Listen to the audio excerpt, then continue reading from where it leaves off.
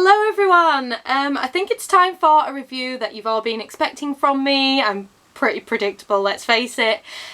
So here it is. This is my review of Babymetal's Metal Galaxy. Obviously I was incredibly excited about this because this is a band that I have very recently absolutely come to adore. And so here are my thoughts and feelings on this. First things first, we should probably get the obvious out of the way. This is the first album this band have done without Yui, who was one of the main three girls. I do feel a little bit like you can feel that she's missing. And in that sense, what I mean is there are no rap songs. So Yui and Moa used to do their own little cutesy rap songs that were their own tracks on the albums, so there's none of that really on here. It's very Sue heavy. I mean, obviously you can tell Moa's there, she's not gone, but it's very Sue. So if you were wanting some of those kinds of things still, you probably aren't getting it. Sorry. And I did want to see if they were going to give Moa a bit more solo stuff, but I feel like it's still the kind of level that it always has been and it always will be for her. Sorry girl, I love you and think you're amazing, but I think this is it is the Sue show. That is kind of what Babymetal is. So that is my first big I wish it was on here thing. But let's talk about some positives. There is an absolute jam on this album. I have listened to it several times in a row, just on the go constantly, that no one seems to really care about. In the reviews I've seen, no one's talking about this as a standout track. So maybe I'm just a weirdo that thinks the song is amazing when everyone else just doesn't care about it. And I'm hoping I'm pronouncing it right. I apologise, I'm a bit dumb. And that is Kagero, which I believe it was called Tattoo when they first started performing it live. And I am obsessed with this song. I listen to it so much. It is my favourite song on this whole album, and it's a Sue solo song, even though I'm pretty sure there are hints that it's not just Sue on the album, let's put it that way, on that song even. But yeah, I never thought I'd say that one of the solo songs was my favourite on the album, but on this one it is, and it probably also goes back to my point that it's kind of the Sue show. But yeah, I love that song and it is a staple in my life forever now. I don't understand why no one else seems to mention it in songs that stand out on this album, because to me, definitely does. But maybe I'm wrong. Who knows? But yeah, so first things first, that is my favourite song and I'm obsessed with it and I want people to listen to it more. Next thing is that with this album you can very much tell what the singles are, because they seem to stand out a lot more than a lot of the album tracks, which is kind of ironic to say when I'm saying my favourite song isn't even one of the singles. But you can tell that there's definitely a divide with this is a single song, this is an album track. I don't know if anyone else feels that way, if anyone else has noticed it like that, but I definitely can feel a lot of the album tracks are kind of just there to fill up the album. And it's not that any of them are bad, because I don't think Babymetal know how to make a bad song. It's just that some of them are just not at the level that I'm expecting from this band now. And maybe that is, again, because there's an element missing. But yeah, so this album for me is very much like a roller coaster of I love it, it's okay, it's good, I love it, oh! So, but there's no bad. I'm not going to sit here and say any of these songs are bad. My only bad songs with every single album, it's the same. It's the intro kind of tracks, the what's it called on this one, Future Metal and In the Name Of. I just don't care really. They're there for the band to come out on stage and you to get excited, which they do the job for that if you were live. I could imagine you being very excited the second you hear that doosh, doosh, doosh, doosh. Brilliant impression, I know, amazing, someone hire me to be in their band. But yeah, so I can imagine you being so excited when you hear those noises crashing out at you from the Future Metal track, but I'm not excited to hear it just on my walk to work. Do you know what I mean? Like, if that makes sense. Or like, you know, if that comes on, I'm skipping. I'm skipping. It's happening. Sorry. But overall, obviously, I have still enjoyed this album, and it will be an album I listen to for years to come, because that's just the kind of person I am. Sorry, I'm feeling a little bit scatterbrained right now. I guess the right band to be a bit scattered about. One thing I've noticed as well in this album is that they've relied quite a lot on featured artists for a lot of the songs. I think there's 5, I've lied. 6, because there's one with 2 people in. And you can kind of tell that, like, the same way I was saying with In Temptation, we're going that way, where every song was like a featured artist. It's a lot on here as well, and it's kind of like you're not getting as much from just the band themselves, because you're hearing so much from other people. I think the best one for the artists coming in and adding in what they're adding in is Distortion with Alyssa White. Is it Glutz? I should know that. I do know that. I've seen her live. But yeah, like, it makes the most sense in that song, because Distortion without her vocals would still sound like Babymetal would still have that voice just by someone else in there in that song anyway. I feel like the worst example is Papaya. Like, I'm just not getting it. Like, everyone seems to think it's one of the best songs on the album, and I'm like, it's fine. I don't care too much. But again, because it's a single, you can hear that they've put so much more effort into that one. But I'm not as bothered about it. And my favourite of all the singles is probably Shanty Shanty Shanty. I'm a little bit obsessed with that song.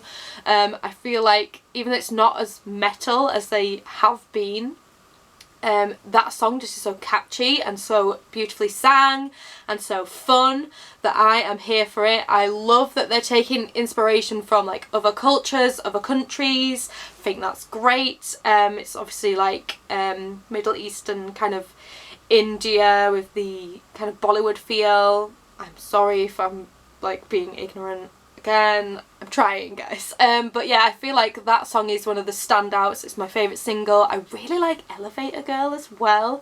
I didn't think I was going to be that bothered about it, but then the more I've heard it, the more I'm kind of in love with it, and I feel like the English version obviously is what is on this album. And I kind of like it still in the English version.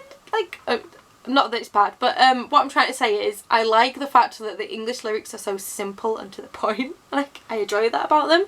So I've heard people say like their English lyrics aren't brilliant, and to be honest, I don't care. I really love Elevator Girl English version as it is. Like, it's one of my favourite songs from this album.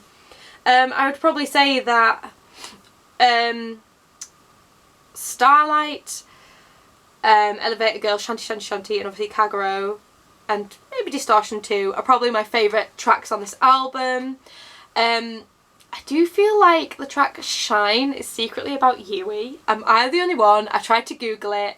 No one else seems to be saying this, but that's just the vibe I got, and it's like them being like, we hope that you shine because we still love you. I'm taking it as that because I want to believe that they love each other so much. So tell me if you feel that way. But yeah, the biggest critique, I guess, other than saying it's a Sue show and whatnot, is that I think this album is a lot less metal than their previous albums have been, and I think that's because they're trying to experiment a bit more and grow up and kind of like come into themselves with this album. But I do feel like they lost quite a lot of their heavier elements, which was something that I obviously love about this band, and I think it's why a few of the songs are just kind of like, okay, I'll listen to them, but I'm not in love with them like I have been with previous albums. I think if they just kind of had added in a bit more of like, you know, guitar riff here, some heavier drums there, it might have just took it to that extra level, and I would probably be ranting and raving about how this is like the greatest thing they've ever done. But because it's a bit more toned down in my eyes, it's probably their weakest album to me. but it's not a bad album. Like, I would never say this is a bad album. Don't come for me, Babymetal fans. I still love this band, and I am devastated because they announced a UK tour, and it was as I was going on holiday. So I was like, when I get back off my holiday, I'm going to buy me a Babymetal ticket and love my life. And then I came back off my holiday and they were sold out. So devastated. One day I will see this band, I promise you. But today's not that day. So yeah, this album overall is, I would say, good but not great. You know, 3.5 stars. Like, it's not middle of the range, it's above that, but there's just only a few songs that really stick with me that I know I'm going to listen to a lot more than the other songs. But again, none of the songs are unlistenable. There's nothing bad about it. I would enjoy seeing any of these songs perform live. It's just that it doesn't quite feel like as exciting as the previous two Babymetal albums. It's sad, and I do genuinely believe it's because they lost an integral member of the band.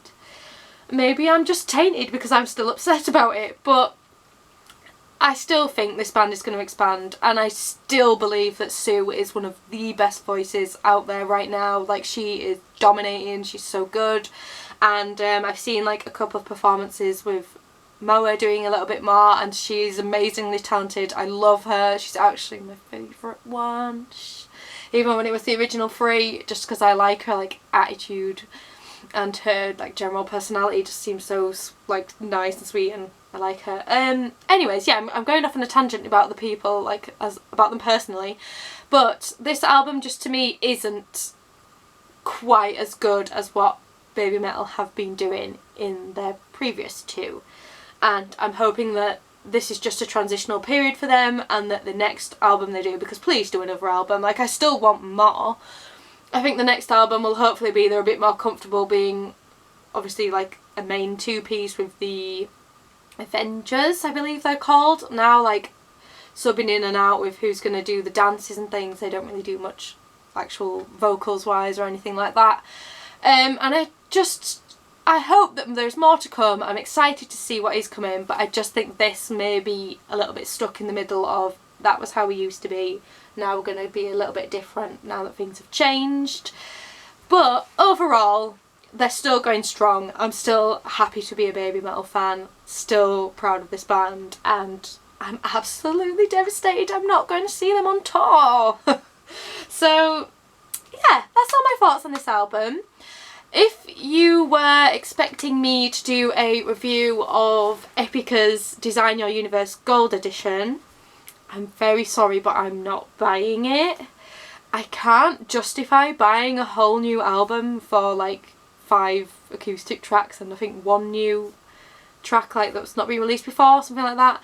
I can't justify it. It's not a good use of my money. If it goes on sale at any point, like if I find it somewhere cheap, I'll probably buy it and replace my current edition with the gold edition. But I can't justify forking out the, you know, the top-notch brand new CD price for a CD I already basically have. I have obviously like listened to bits and pieces here and there, and I love Epica to death. And if any of you saw that they released a new t-shirt the other day, I literally I was like diving onto that website and I threw my money at them for that Ascension t-shirt because it is stunning. I was like, I can't risk the fact that they're probably not coming to the UK for a long time and they won't have that t-shirt. I'm going to pay ridiculous amounts of packaging, posting and packaging, and bloody what they call the fees when something comes in from overseas. Oh, you know what I mean. Customs fees, there's the one. Yeah, I'm paying all of that. This is going to be like the most expensive t-shirt I've ever owned, but it's mine and it's beautiful and I'm happy about it. So yeah, that's all my like musical updates, I guess. I hope that you have enjoyed this Babymetal review and that you don't think I'm being too much of a negative Nancy, because I know the fandom is strong. Please Talk to me about it in the comments. Tell me what your favourite track is. Does anyone else believe that Kagero is an absolute banger? Because no one else that I've watched or like read reviewing it seems to believe that. Maybe I'm just not looking at the right places. But yeah, let's talk about it. Thank you so much for watching, and I'll see you again. Bye!